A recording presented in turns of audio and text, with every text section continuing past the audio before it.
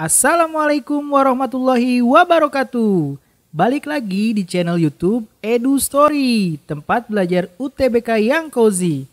Sebelum belajar, jangan lupa subscribe, like, and share. Untuk support kita lebih semangat lagi, bantu pejuang PTN se-Indonesia.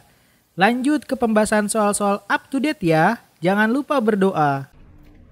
Hai teman-teman, Assalamualaikum warahmatullahi wabarakatuh. Selamat pagi, selamat siang, selamat sore, dan selamat malam kapanpun kalian menonton video ini. Teman-teman, ini adalah video pertama aku bersama Educat, salah satu bimbingan belajar terbaik di Indonesia. Sebelumnya, izinkan aku memperkenalkan diri terlebih dahulu. Perkenalkan, aku adalah Kak Fahrur. Atau biasanya aku suka dipanggil dengan julukan. Sesuai dengan penampilan aku yang lucu, imut, dan menggemaskan, maka kalian bisa manggil aku Kak Imut. Oke. Nah, aku juga pengen punya panggilan buat kalian. Bagaimana kalau kalian aku juluki sebagai Besti Inspiratif? Oke, Besti Inspiratifku, bertemu dengan aku Kak Fahrur. Teman-teman, di sini aku akan sharing sedikit di mata pelajaran yang paling dicintai oleh seluruh umat manusia di muka bumi ini. Ayo apa? Apalagi kalau bukan fisika. Jadi, bersama Educat, aku akan sharing dan berdiskusi bersama besti-besti inspiratifku tentang materi-materi fisika. Oke, untuk pertemuan pertama kali ini, kita akan membahas tentang materi listrik statis. Kalau kalian mendengar atau melihat kata listrik statis, kira-kira hal pertama yang terlintas di benak kalian itu apa ya? Oke, macam-macam. Ada apa? Handphone? Televisi? Kesetrum? Kilat? Oke, semuanya benar. Jadi kalau misalkan kita mendengar kata listrik, pasti itu akan erat kaitannya dengan kehidupan sehari-hari. Kenapa? Karena hampir tiap hari kita selalu berhubungan dengan listrik. Di saat ingin menonton televisi, menyetrika baju, mencuci menggunakan mesin cuci, dan mencharger gadget kita. Itu semuanya membutuhkan listrik. Tapi sebenarnya, apa sih itu listrik? Oke, kalau kita berbicara masalah listrik, maka akan erat kaitannya dengan yang namanya muatan. Listrik statis terdiri dari dua kata, listrik dan juga statis. Kalau listrik erat kaitannya dengan muatan, maka statis memiliki arti diam. Berarti di materi listrik statis ini, kita akan belajar tentang muatan dalam keadaan diam. Nah, kira-kira dalam keadaan diam, kita bisa mempelajari apa ya dari muatan? Oke, sebelum masuk ke materi tersebut, mari kita kilas balik sedikit. Untuk mencari tahu apa sih sebenarnya muatan itu? Oke, aku yakin kalian pasti semuanya sudah pernah belajar tentang atom.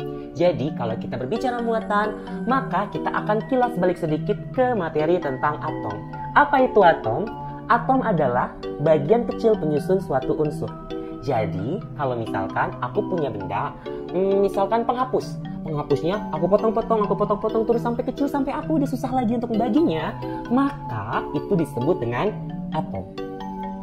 Hampir semua yang ada di muka bumi ini, baik yang hidup, makhluk hidup, ataupun benda mati, itu tersusun oleh atom-atom. Bahkan aliran darah kita, tulang kita, lemak kita, semuanya tersusun oleh atom-atom. Nah, teman-teman, kalau kita berbicara atom, kalian bisa lihat di sini, ya. Nah, atom ini terdiri dari kulit atom dan juga inti atom. Di mana dalam inti atom terdapat neutron dan juga proton. Di mana proton bermuatan positif dan neutron nol atau netral. Nah, sementara di kulitnya itu terdapat elektron. Elektron yang bergerak mengelilingi inti atom.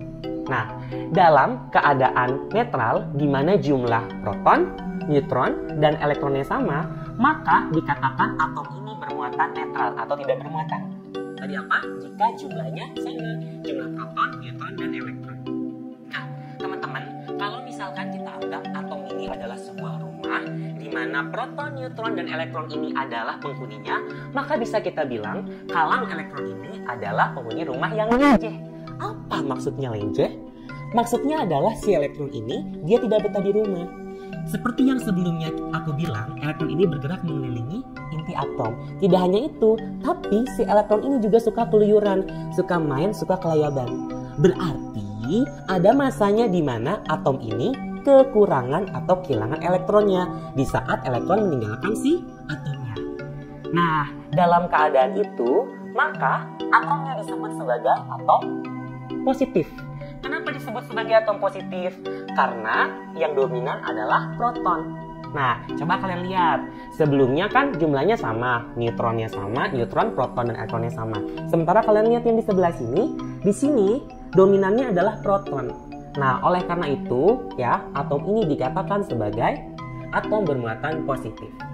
Sementara yang di sebelah sini kalian bisa lihat, ada kalanya ternyata atom yang ini disinggahi oleh elektron dari atom yang sebelumnya. Dengan kata lain, jumlah elektron pada atom ini mendominasi. Berarti atom ini dikatakan sebagai atom bermuatan negatif. Oke, gimana? Ada atom muatan positif, ada atom muatan negatif. Pertanyaannya, jadi kira-kira muatan itu apa ya, Besti Inspiratif? Ayo apa? Oke, betul sekali. Jadi, muatan itu adalah atom yang kekurangan atau kelebihan elektron. Ketika kekurangan elektron, atomnya menjadi bermuatan positif. Sementara ketika dia kelebihan elektron, atomnya menjadi bermuatan negatif. Itulah muatan. Terima kasih sudah nonton full video ini. Tulis saran dan request soal yang kalian ingin bahas di kolom komentar. Salam Eduholik, salam pejuang PTN.